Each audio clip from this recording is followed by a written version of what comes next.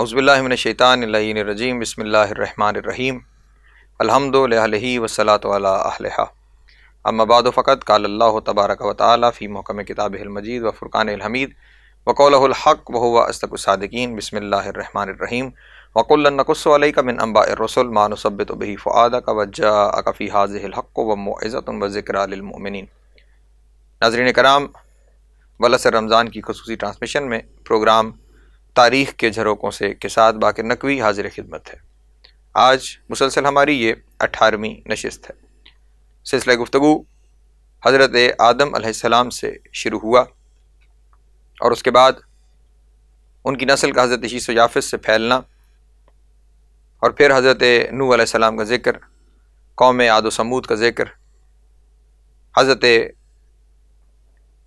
ابراہیم علیہ السلام کی سرگزشت، ان کی اولاد میں سے حضرت اسحاق علیہ السلام کی نسل سے بنی اسرائیل اور بنی اسرائیل میں آنے والے انبیاء کا بیان، اور اس کے ساتھ ساتھ حضرت اسماعیل علیہ السلام اور ان کی اولاد کا تذکرہ جو سرزمین حجاز پر آباد رہی آپ کے سامنے پیش کیا گیا۔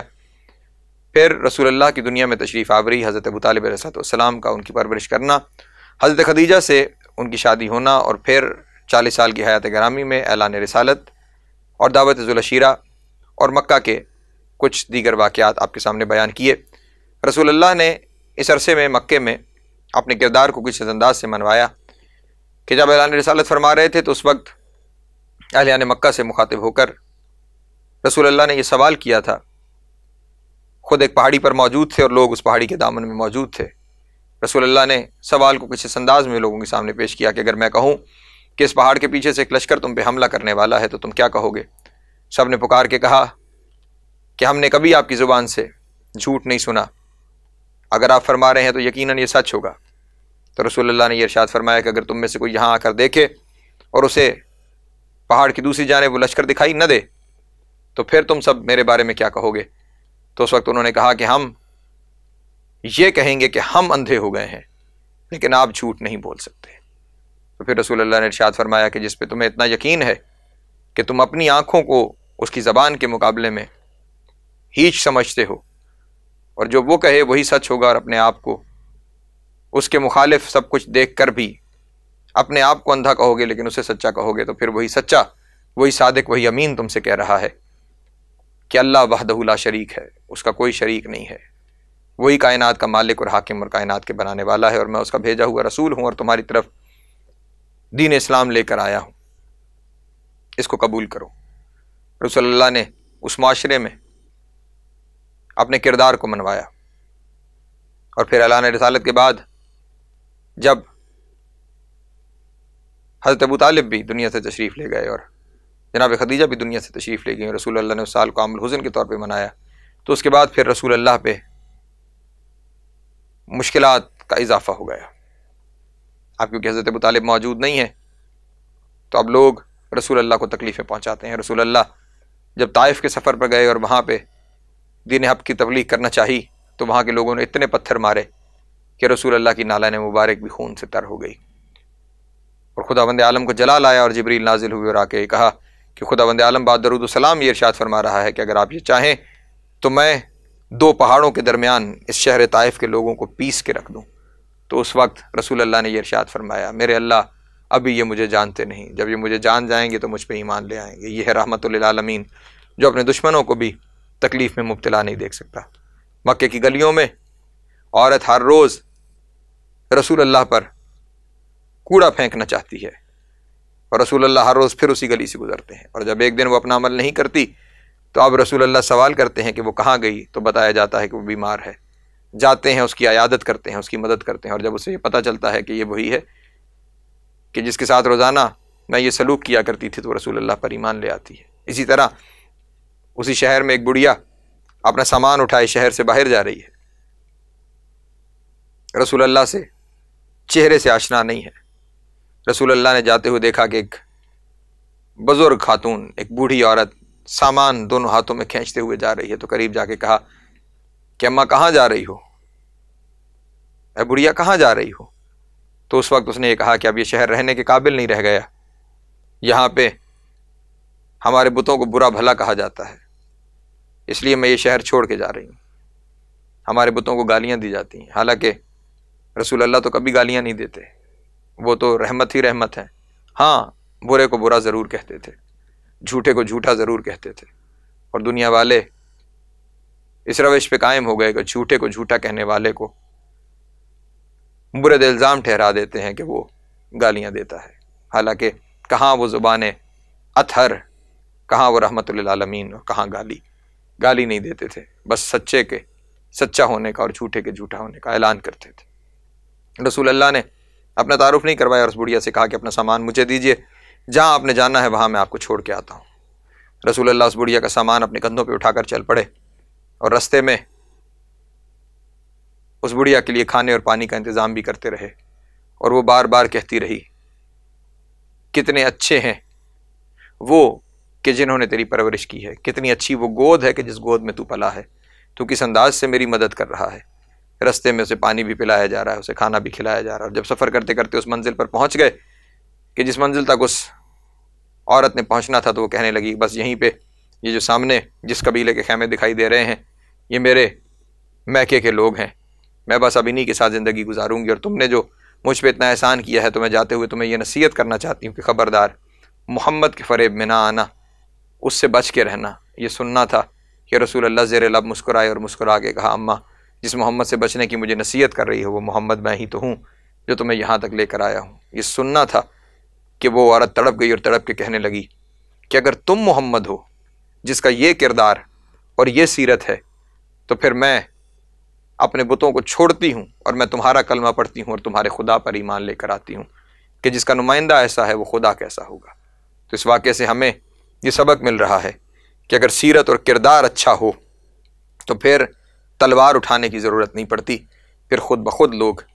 حق کی جانب متوجہ ہو جاتے ہیں۔ بہرحال مکے والوں کے ظلم رسول اللہ پر بڑھتے چلے جا رہے تھے، اور خداوند عالم کا اپنے حبیب کو یہ حکم آیا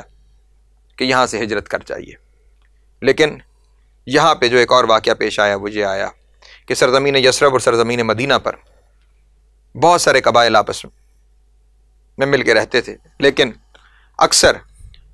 یہود و نصارہ اور بت پرستوں کے درمیان لڑائیاں ہو جایا کرتی تھی۔ اس سال بھی سن 51 الفیل لڑائیاں ہوئیں، اور جو بت پرست تھے وہ مکہ آئے ابو سفیان سے مدد لینے کے لیے کہ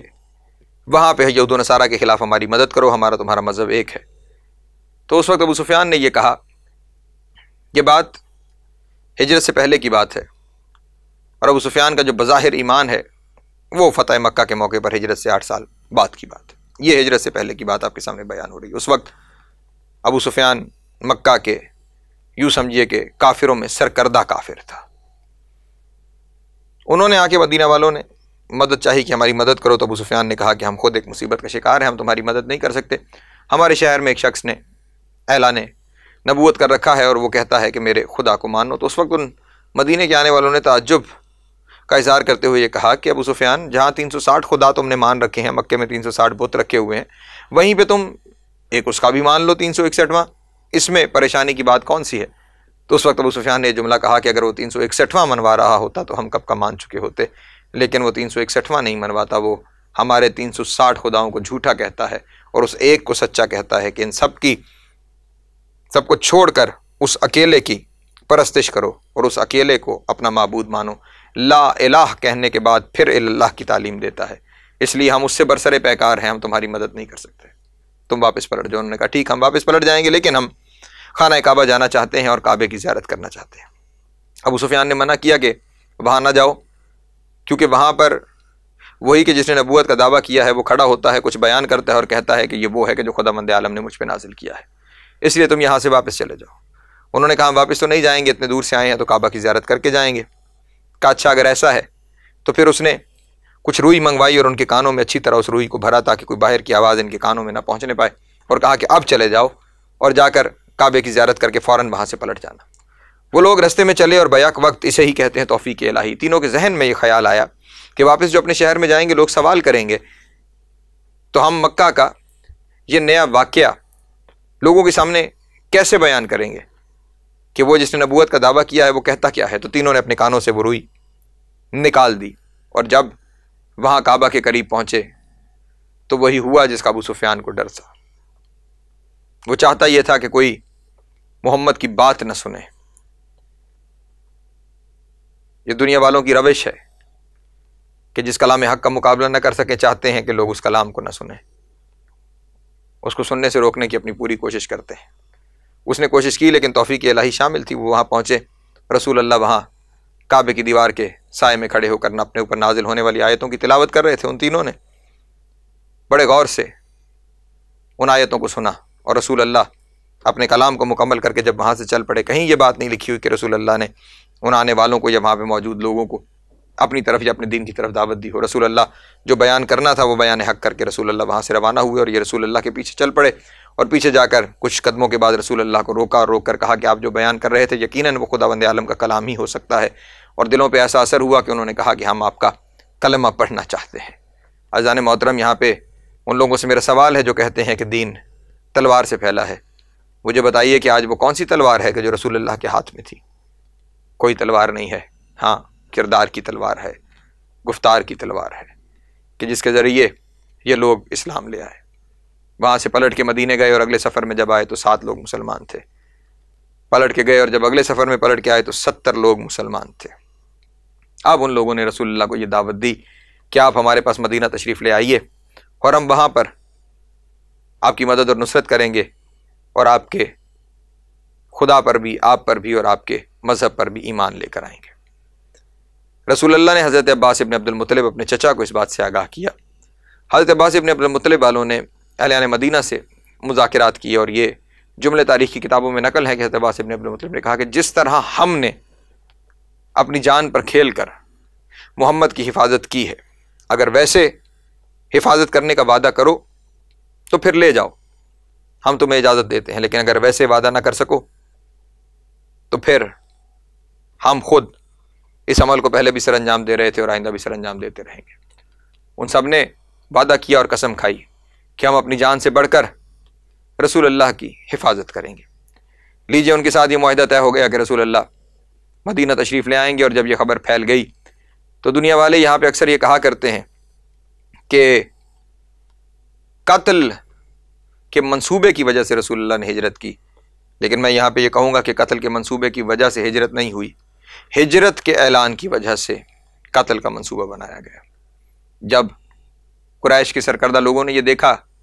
کہ جس کا یہاں اتنی پابندیوں میں رہ کے دین پھیل رہا ہے، اگر یہ وہاں چلا گیا تو پھر اس کا دین تو 4 جہاں عالم پھیل جائے گا، تو تمام قبیلے والوں نے مل کے یہ پروگرام طے کیا کہ ہم میں سے اکیلا کوئی بھی بنی ہاشم کا مقابلہ نہیں کر سکتا۔ یہاں پہ کہا یہ جاتا ہے کہ شیطان ان کے درمیان شامل تھا، اور اس نے کہا کہ تمام قبیلوں سے ایک ایک فرد کو شامل کرو اور محمد کو قتل کر دو، کس کس سے بنی ہاشم والے لڑیں گے اور بدلہ لیں گے۔ ہر قبیلے سے ایک ایک شخص کو لیا گیا، اور شب ہجرت، وہ رات کہ جس رات رسول اللہ نے جانے کا پروگرام بنایا تھا، اس رات لوگ رسول اللہ کے گھر کو گھیر لیا چاروں جانب سے، اور ادھر رسول اللہ نے یہ سوچا کہ کون میرے بستر پر سوئے، کوئی تیار نہیں ہوا سوائے ابو طالب کے اس لال کے کہ جو عادی تھا شیب ابی طالب میں رسول کی جگہ پہ سونے کا۔ اس نے جب رسول اللہ سے یہ پوچھا کہ یا رسول اللہ، کیا میرے سو جانے سے آپ کی جان بچ جائے گی؟ تو اس وقت رسول اللہ نے ارشاد فرمایا بے شک آپ کے سونے سے میری جان بچ جائے گی، اور یہ امانتیں بھی میں آپ کے سپرد کر کے جا رہا ہوں۔ یہ امانتیں ان کے مالوں تک پہنچا کر، اور مدینے میں جو فاطمائیں رہ گئی ہیں، یعنی رسول اللہ کی بیٹی جناب فاطمہ زہرا، رسول اللہ کی چچی اور حضرت علی کی والدہ جناب فاطمہ بنت اسد، اور دیگر خاندان کی خواتین کو لے کر تم ہمارے پاس مدینے آ جانا۔ اب رسول اللہ نے یہ ارشاد فرمایا کہ آپ کے سو جانے سے میری جان بچ جائے گی، تو اس وقت امیر کائنات نے سجدہ شکر ادا کیا، اور یہ تاریخ انسانیت کا پہلا سجدہ شکر ہے کہ جو علی کی جانب سے رسول اللہ کی جان کا فدیہ بننے پر ادا کیا گیا۔ رسول اللہ نے اپنا لباس پہنا کر اپنے بستر پر امیر کائنات کو سلا دیا، اور خود رسول اللہ جب گھر سے نکلے تو حکم الہی کے تحت زمین سے ایک مشت تراب لے کر کفار کی جانب جب پھینکا تو ان کی آنکھیں اندھی ہو گئیں، اور ان کے درمیان سے رسول اللہ نکل کر چلے گئے، اور ادھر بستر پر علی سوتے رہے۔ علی کا بستر پہ سونا تھا خداوند عالم کو یہی سار اتنا پسند آیا کہ اپنے فرشتوں سے، برگزیدہ اور مقرب فرشتوں سے، جن میں حضرت جبرائیل اور حضرت میکائیل شامل تھے، ان سے یہ سوال کیا کہ تم دونوں کو میں نے بھائی بنایا ہے، تم میں سے کون ہے جو اپنی جان دوسرے پہ نچھاور کرے؟ تو دونوں کی جانب سے یہی جواب آیا کہ جب تک ہماری زندگی ہے ہم تیری عبادت کرنا چاہتے ہیں۔ تو اس وقت خداوند عالم نے کہا کہ تم اس جیسے کیوں نہ ہوئے کہ جو زمین پہ اپنی جان اپنے بھائی پہ نچھاور کر کے سو گیا ہے۔ جاؤ زمین پہ چلے جاؤ اور جا کر اس کی حفاظت بھی کرو، اور جا کر اسے ہماری جانب سے یہ مبارکباد بھی پیش کرو کہ وَمِنَ النَّاسِ مَن يَشْرِي نَفْسَهُ ابْتِغَاءَ مَرْضَاتِ اللَّهِ وَاللَّهُ رَءُوفٌ بِالْعِبَادِ، کہ لوگوں میں سے ایک ایسا بھی ہے کہ جس نے اپنے نفس کو بیچ کے خداوند عالم کی مرضیاں خرید لی ہیں۔ خداوند عالم کی مرضیوں کو خرید کر علی بستر رسول پر سوئے، اور یہ دونوں فرشتے آسمان سے نازل ہوئے، ایک سرہانے اور ایک پائنتی کھڑا ہو گیا اور زبان سے یہ کہنا شروع کیا، بخن بخن لک یا ابن ابی طالب، ابو طالب کے بیٹے تمہیں مبارک ہو، خداوند عالم عرش والوں پر فخر کر رہا ہے تمہارے ذریعے، کون ہے تم جیسا کوئی ہو ہی نہیں سکتا۔ اسی دوران باہر والوں کو موقع ملا اور وہ دیوار پھلانگ کے گھر کے اندر آ گئے، اور جب انہوں نے تلوار چلانے سے پہلے چادر کو ہٹایا تو کیا دیکھا کہ چادر کے نیچے تو علی سو رہے ہیں۔ اب علی بیدار ہوئے، اور یہی وہ رات ہے کہ جس کے بارے میں امیر کائنات نے ارشاد فرمایا کہ جیسا میں آج سویا ویسا کبھی نہیں سویا۔ لوگ خطرے میں نہیں سو پاتے، راحت کے بستر پہ بھی خطرے میں نیند نہیں آتی، اور یہاں تو موت کا بستر ہے، اور فرما رہے ہیں کہ میں ایسا سویا کہ جیسا کبھی نہیں سویا۔ فوراً علی کو دیکھتے ہی وہ چونک گئے اور کہنے لگے محمد کہاں ہے؟ عجب جواب امیر کائنات نے دیا، کیا میرے حوالے کر کے گئے تھے کہ مجھ سے پوچھ رہے ہو؟ علی کا یہ جواب سننا تھا کہ وہ وہاں سے پلٹ گئے، اور انہیں پتہ چلا کہ رسول اللہ یہاں سے نکل گئے۔ انہوں نے پیچھا کرنا شروع کیا، تلاش کرتے کرتے کچھ ایسوں کو کہ جو جانوروں کے قدموں کے نشان اور انسانوں کے قدموں کے نشانوں کے ذریعے رستوں کو تلاش کرتے تھے، ایسے لوگوں کو ساتھ لے کر رسول اللہ کو تلاش کرنے کے سفر پر نکلے، اور رسول اللہ اس سفر میں ایک غار میں داخل ہو گئے جسے غار ثور کہا جاتا ہے، آج بھی وہ غار موجود ہے۔ رسول اللہ اس غار میں تشریف لے گئے، اور وہاں خداوند عالم نے حکم دیا تو اس غار کے باہر ایک فاختہ نے اپنا گھونسلہ بنا کر اس میں اپنے انڈے کو رکھ دیا، اور وہیں پر ایک مکڑی نے اس غار کے دہانے پہ اپنا جال بن دیا۔ وہ پاؤں کے نشانوں کو تلاش کرتے کرتے اس غار تک تو پہنچ گئے، لیکن اب جب غار پہ پہنچے تو کیا دیکھا کہ یہاں پہ تو مکڑی کا جال بنا ہوا ہے، یعنی ایسا لگ رہا ہے کہ جیسے اس غار میں کوئی عرصے تک داخل ہی نہیں ہوا۔ وہاں پہ باہر ایک پرندے کا گھونسلہ، اور اس گھونسلے میں اس کا انڈا بھی موجود ہے۔ اس سارے منظر کو دیکھ کر وہ وہاں سے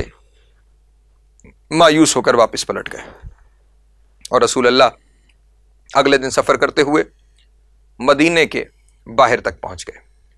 جب رسول اللہ مدینے کے باہر پہنچے تو وہاں پہنچ کر رسول اللہ رک گئے۔ مدینے والوں نے یہ کہا کہ آپ شہر میں داخل ہوں، تو رسول اللہ نے ارشاد فرمایا جب تک علی نہیں آ جاتے اس وقت تک میں مدینے میں داخل نہیں ہوں گا۔ اگلے دن امیر کائنات نے وہ تمام امانتیں جو رسول اللہ نے ان کے سپرد کی تھیں، ان تمام امانتوں کو ان کے مالکوں کے حوالے کیا، اور عجب بات یہ ہے کہ رسول اللہ کوئی فہرست نہیں دے کر آئے تھے کہ کون سی امانت کس کی امانت ہے، لیکن علی ابن ابی طالب نے ہر ایک امانت اس کے مالک تک پہنچائی۔ اس سے ہمیں یہ سبق ملتا ہے، اس سے یہ نتیجہ اخذ ہوتا ہے کہ اس قدر امیر کائنات رسول اللہ کے ساتھ ہر کام میں شامل تھے کہ جو کچھ رسول اللہ کرتے تھے ہر ایک چیز کی خبر امیر کائنات علی ابن ابی طالب کو تھی۔ رسول اللہ کے قریب ترین ہستی علی ابن ابی طالب تھے، اس لیے امیر کائنات یہ فرمایا کرتے تھے کہ میں نے رسول کے ساتھ زندگی ایسے گزاری ہے جیسے اونٹنی کا بچہ اپنی ماں کے ساتھ وقت گزارتا ہے۔ اور جو حضرت ابو طالب کا حصار تھا رسول اللہ کے گرد حفاظت کا، اس میں بھی امیر کائنات کا بڑا اہم کردار تھا۔ حضرت ابو ذر کا جو واقعہ بیان کیا جاتا ہے وہ واقعہ یہی بیان کیا جاتا ہے کہ حضرت ابو ذر جب انہیں ایک اعجاز کے ذریعے پتہ چلا کہ سرزمین مکہ پر رسول اللہ نے اعلان رسالت کر دیا ہے، تو وہ مکہ آئے، اور پہلے دن حضرت ابو طالب سے ملاقات ہوئی۔ واقعے کی تفصیلات موجود ہیں، لیکن اس وقت میں ان تفصیلات کو چھوڑتے ہوئے صرف نتیجے آپ کے سامنے پیش کر رہا ہوں۔ حضرت ابو طالب سے ملاقات ہوئی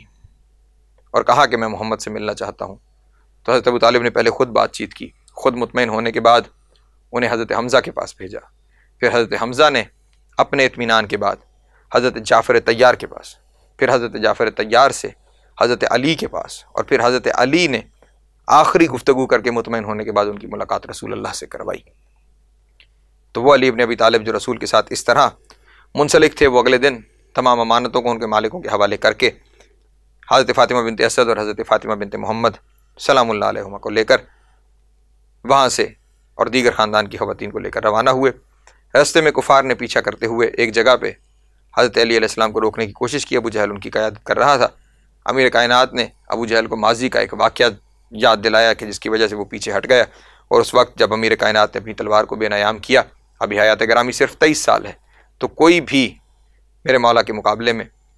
کھڑا نہ ہو سکا، اور سب وہاں سے واپس پلٹ گئے، اور علی علیہ السلام ان بیویوں کو لے کر مدینہ منورہ تشریف لے آئے۔ مدینہ کے باہر رسول اللہ پہلے سے انتظار میں موجود تھے، اور اب جب علی تشریف لائے تو رسول اللہ کو خوشی ہوئی، امیر کائنات کو اپنے سینے سے لگایا، اور پھر علی ابن ابی طالب کو لے کر رسول اللہ مدینے میں داخل ہو گئے۔ یہ علی ابن ابی طالب جنہیں رسول اللہ سے اس قدر انس تھا، اور جنہوں نے رسول اللہ کے ساتھ اس طرح زندگی گزاری تھی، اور جو رسول اللہ کے بستر پر شب ہجرت اپنی جان رسول پہ نچھاور کر کے لیٹ گئے، اور صرف یہ مرحلہ ہی نہیں، کوئی مرحلہ ایسا نہیں کہ جہاں علی نے اپنی جان کی پرواہ کی ہو، ہر جگہ اپنی جان کو رسول اللہ پہ نچھاور کیا۔ وہی علی جب سرزمین کوفہ پر موجود تھے، آج 18 رمضان کا دن گزرا ہے اور 19ویں شب قریب آ گئی ہے۔ یہ وہ رات ہے کہ جس رات علی سرزمین کوفہ پر بڑے اضطراب میں ہے۔ پوری رات اس انداز سے گزاری ہے کہ بار بار اپنے حجرہ اقدس سے باہر تشریف لاتے ہیں اور آسمان کی جانب دیکھتے ہیں، اور دیکھ کے فرماتے ہیں کہ ابھی وقت باقی ہے، اور جب فجر کا وقت قریب آتا ہے اور پھر آسمان کو دیکھتے ہیں تو پھر زبان گرامی سے یہ لفظ نکلتے ہیں کہ بے شک اللہ کے رسول نے سچ فرمایا تھا، وعدے کا وقت قریب آ گیا۔ اپنے گھر سے روانہ ہونے لگتے ہیں تو بطخیں علی کی ابا کا دامن تھام لیتی ہیں، اور وہیں زمین پہ بیٹھ کے شفقت کا ہاتھ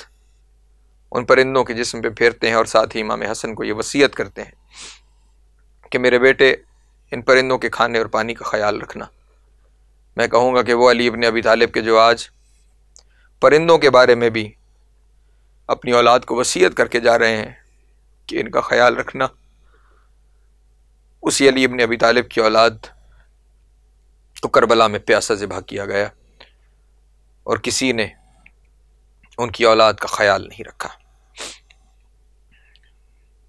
صرف پیاسا ہی نہیں، 3 دن کے بھوکے بھی تھے اور 3 دن کے پیاسے بھی تھے۔ بہرحال گھر سے روانہ ہوئے، اور روانہ ہو کر مسجد میں تشریف لائے۔ قاتل وہاں پہ اوندھے منہ، خدا لعنت کرے، عبد الرحمن ابن ملجم پر زمین پر سویا ہوا تھا۔ اسے بھی اٹھاتے ہوئے یہ کہا کہ مسلمان اس انداز سے نہیں سوتے، اٹھ اور نماز کا وقت ہونے والا ہے۔ یہ کہہ کر علی ابن ابی طالب محراب میں پہنچے، اور امیر کائنات نے اذان فجر کہنا شروع کی۔ تاریخ ان 2 اذانوں کو کبھی نہیں بھلا سکے گی۔ ایک 19 ماہ رمضان کو علی ابن ابی طالب کی اذان، اور ایک 10 محرم کو علی ابن الحسین الاکبر کی اذان۔ جب اذان کا آوازہ بلند ہوا تو گھر میں جناب زینب نے اپنی بہنوں سے مخاطب ہو کر یہ کہا کہ آج بابا کی آواز میں عجیب درد ہے، خدا خیر کرے۔ تھوڑا وقت ہی گزرا تھا کہ یکا یک ایک صدا بلند ہوئی، قد قتل امیر المؤمنین، مومنوں کے امیر کو قتل کر دیا گیا۔ مسجد میں سجدے کے دوران عبد الرحمن ابن ملجم نے زہر سے بجھی ہوئی تلوار کے ساتھ